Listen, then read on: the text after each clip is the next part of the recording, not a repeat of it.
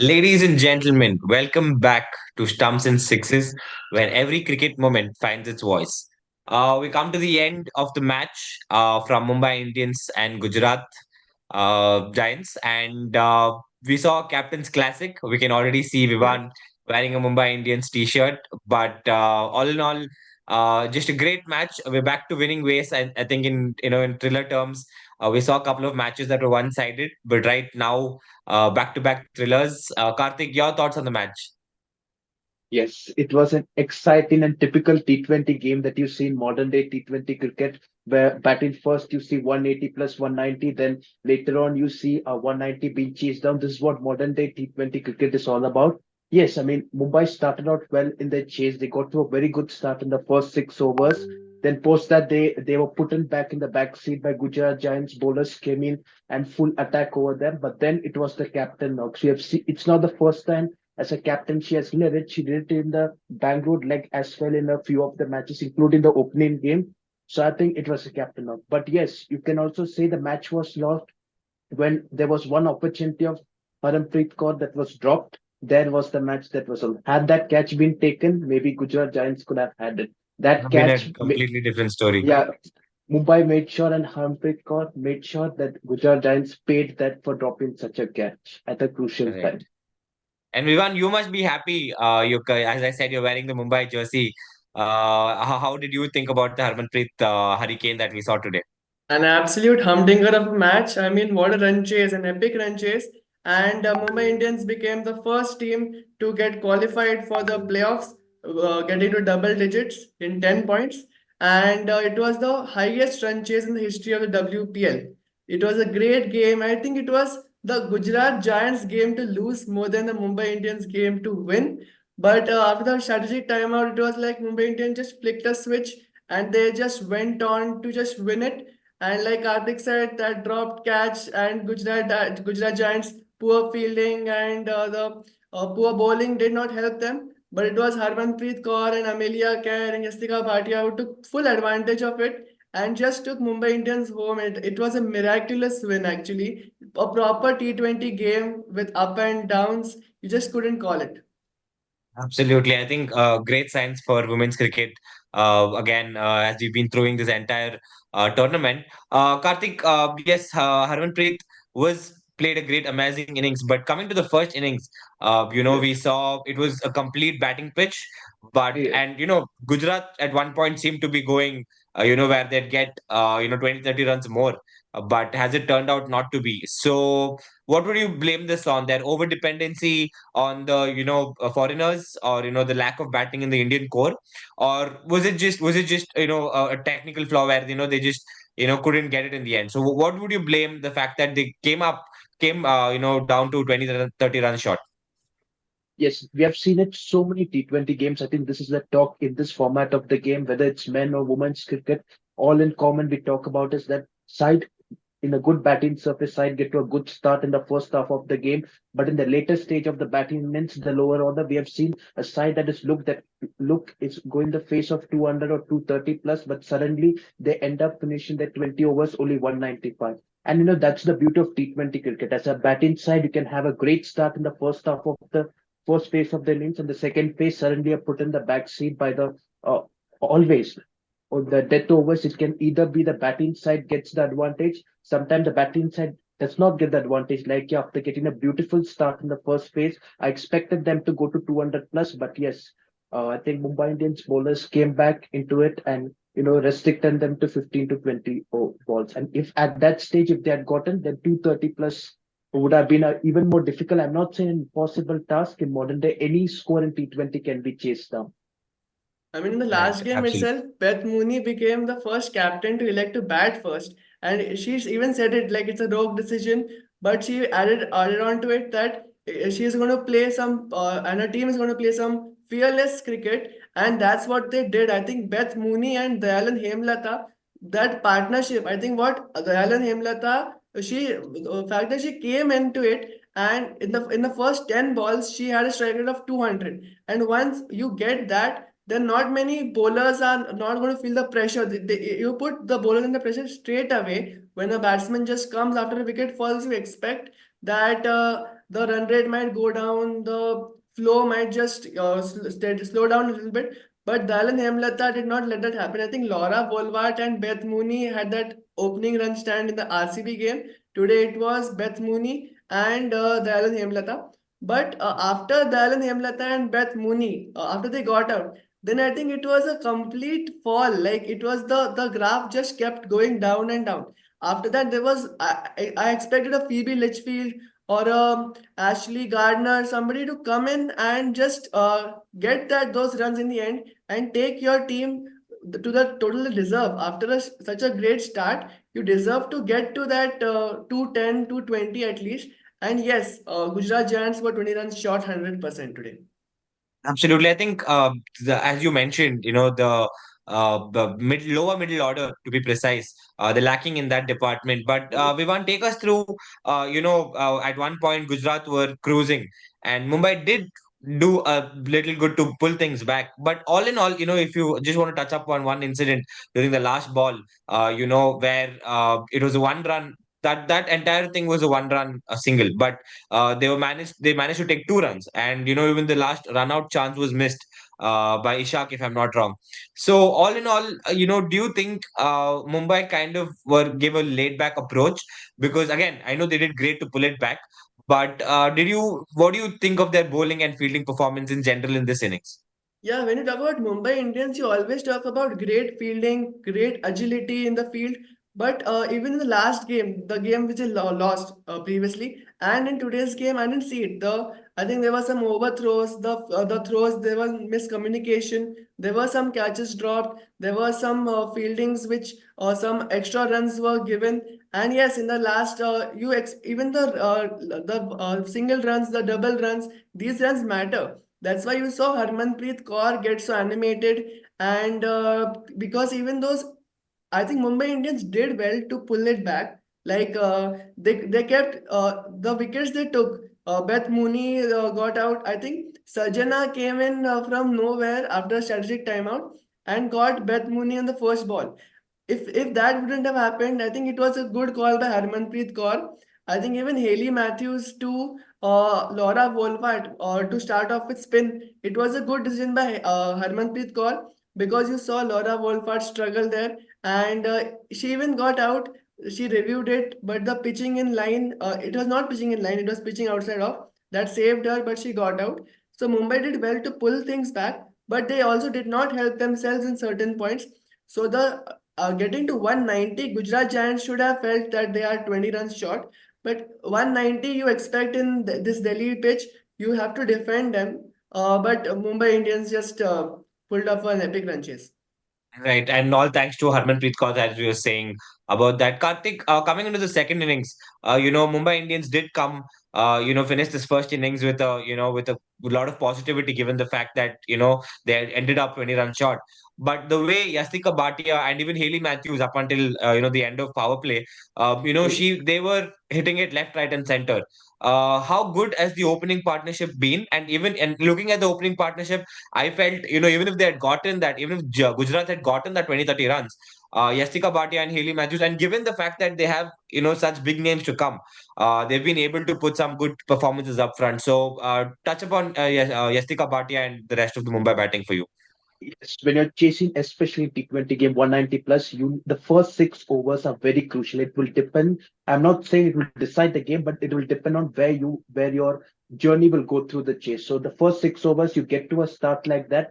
Then, especially you have a powerhouse batting lineup. Then, if you lose wicket, it won't matter. Your rest of the batting just have to carry forward to the chase. And especially, I think each and every one role is clarified in this team, and that's most important in modern day cricket. Especially if you look at Istika Bhatia's role is clear and Ali Matthews' role is clear. They just go there, bang on, and first 6 overs, there's field restriction. Outside, you don't have too many fielders. So, and again, Delhi is not a big ground like a Bangalore or any other venue. It's a very small ground. So I think they were using to the advantage and playing a lot of big shots and making most of it. And that's what they have done even in the Bangalore. Like if you see most of the game by the power play, just going bang on. And I think, you know, Estika Bhatia, she missed the 50 today. It's okay, but her role has been very clear. Go there and Yeah. play with freedom. Just go bang, bang on. Nothing to do. And with that kind of batting or lineup, you can afford to go with that mindset. Absolutely. And I think Vivan, after that, power play that Karthik spoke about, they lost a couple of key wickets. They lost the opener in Haley Matthews, and they even lost Nat Brunt, who's, been one of their, players who's been known to play through that middle innings. But at that point, you could even say that, Gujarat looked ahead in the game. So how well did Gujarat bowl then, or would you just blame it on Mumbai? And how well did they pull it back? Just the last part of the, second innings. No, I think in the end it was individual brilliance from Harmanpreet Kaur because, like you said, the start was good. The wickets kept falling after Matthews got out. The run rate went down, but you see the required run rate was always around that 14-15 mark. The required run rate kept on increasing. So that was where at the start Gujarat Giants were really good in their bowling because despite I think Yasika Bhatia played a good inning, but Haley Matthews got out, Nat Brand came in, got out. I mean, it was a good inning from them, but they were not keeping up with the required run rate. There was a big gap between the current and the required run rate, and that is why you see even Harmanpreet Kaur in the first 20 balls, she only scored 21 runs. And after a strategic timeout, it was just like Harmanpreet Kaur flicked a switch. They had their discussions. I think they needed 72 from the last 5 overs. That's Yeah. like 14 runs per over. So that's why you can say कि Gujarat Giants, if they would have stuck to their line and length, they would have bowled well, they would have fielded well. It was Gujarat Giants game any day. Mumbai Indians to come back from such a position, though Haley Matthews and Yasika Bhatia had given that start, even though Mumbai Indians found themselves in a very uncomfortable position in that chase. But that is when the strategic timeout, you see, after strategic timeout, things change. And it was like they just decided to go from that point. And then you can see everybody they were taken on. Harmanpreet Kaur was hitting sixes all over the ground. I think it was poor bowling from Gujarat Giants to give us some juicy full tosses, some half volleys, which were just begging to get cleared. And when you get a batter at a caliber of Harmanpreet Kaur, you expect her to do that day in and day out. And I think it was a perfect inning in a run chase, which Harmanpreet Kaur played, and that got Mumbai Indians home. In the 19th over, she got 24 runs. So Yeah. at a point, if you see the innings progression, every time Gujarat Giants were ahead, but when they Phoebe Litchfield dropping that catch of Harmanpreet Kaur, if that catch was taken, you see Gujarat Giants winning the game any day. So it came down to the thin margins, and Gujarat Giants to keep themselves alive with that thinnest hope, they should have seen this through, but they didn't. And so, one thing that you really touched upon is the fact that, you back Harmanpreet to do it day in and day out. And absolutely, I think she's shown why she is the Mumbai Indians captain, and more importantly, why she's the Indian captain. And, a little bit about how Gujarat went ahead with this, performance. They had a very short offside boundary and a very comparatively longer leg side boundary. So most of their strategy depended on that. They tried to bowl to the longer boundary. But when it's Harman, you can count on her to clear even MCG or an SCG. So I think that's where it backfired a little bit. But another point that you touched about, Vivan, was how Phoebe Litchfield dropped a catch. And Karthik, that brings to the next question that not just Phoebe Litchfield, she's an fantastic cricketer, but throughout this tournament, even in the first innings as well, and throughout this entire Yeah. tournament for that matter, we've seen a lot of drop catches. And what would you blame this on? I mean, across the teams. I'm not going to say just one team or two teams. We've seen a couple of teams do a little better, but there's drop catches and that kind of a Yes. mediocre fielding effort from a lot of teams. So, what do you think is going wrong? And how do they look to work on it? Hello, can you hear? Yeah. Yes, yes. Yes. So one thing is dropping catches, I think, is not very acceptable, especially in T20 cricket. Other formats, you have long period, but T20 is a very short game. It's a 4 hours game if you want to put the two innings and compare it. And especially T20 is a very, very short game. So dropping catches can get the batting side and the opposition back in the game. And I think dropping catch is not going to help. You can, I believe, fielding is very important, integral part. We lot of time emphasize on batting, bowling, but fielding is a very integral. As a side, if you don't If you cannot, in a particular day or a particular evening, cannot perform well with the bat and ball, you can win game through excellent fielding, outstanding runouts, outstanding catches, which is needed in this format of the game. In T20 game, you cannot expect every time your batting department to do well. There'll be days even your bowling department will be out of color.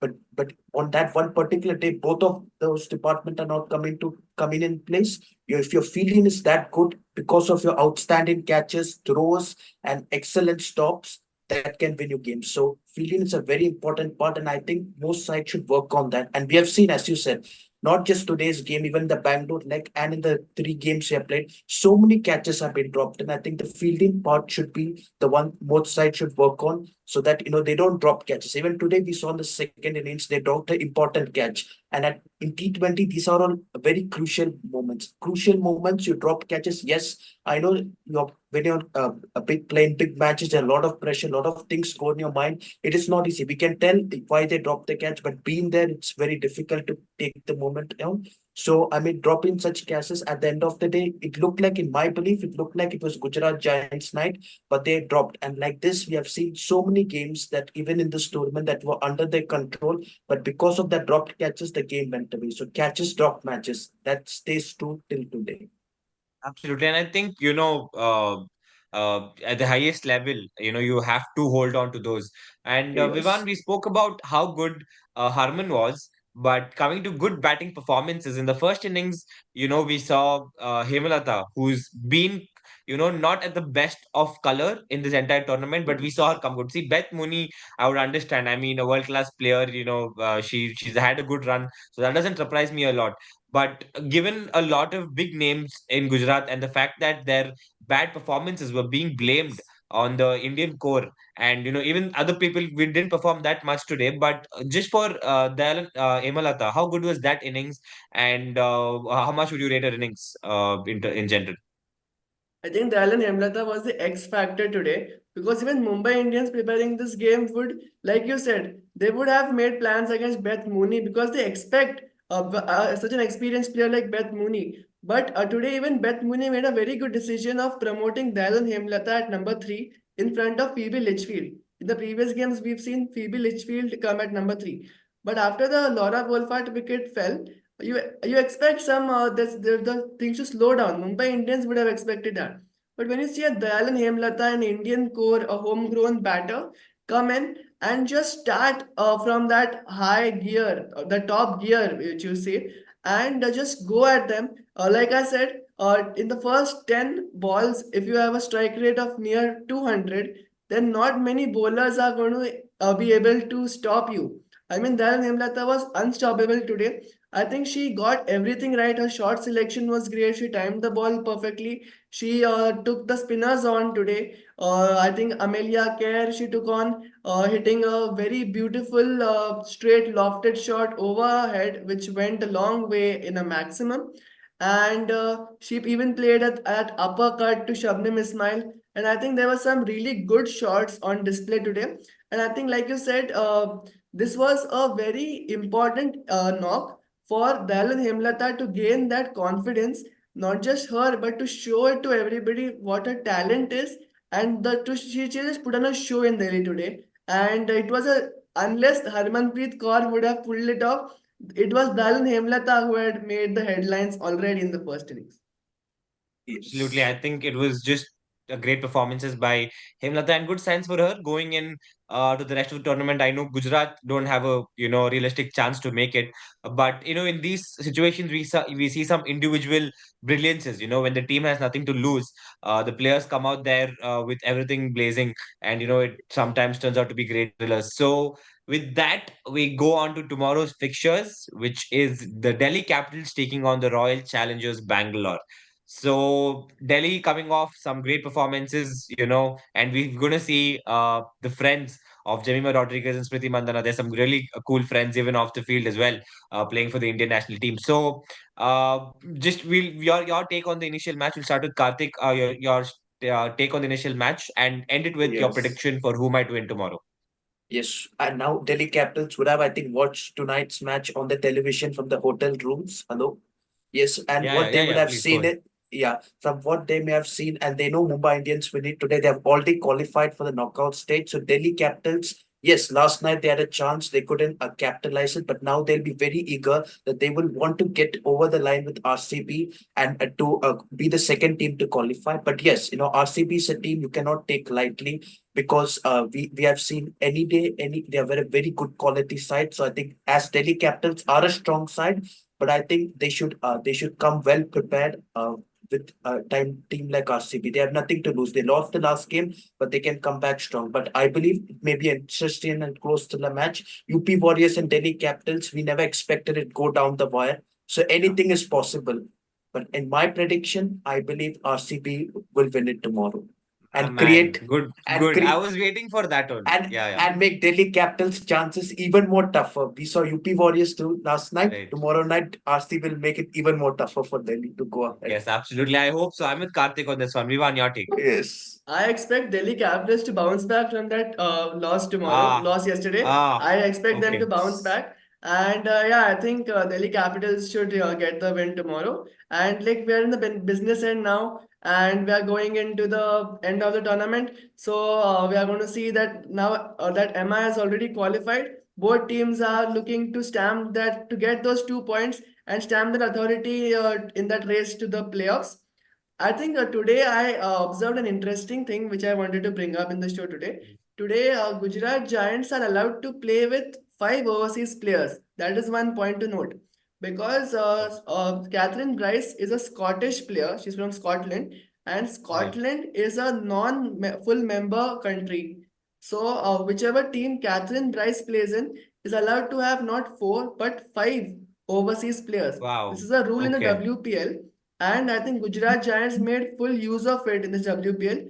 And I think the 5 overseas, if you see, they are so strong. You expect Gujarat Giants to do more with it. Just one win, I don't think.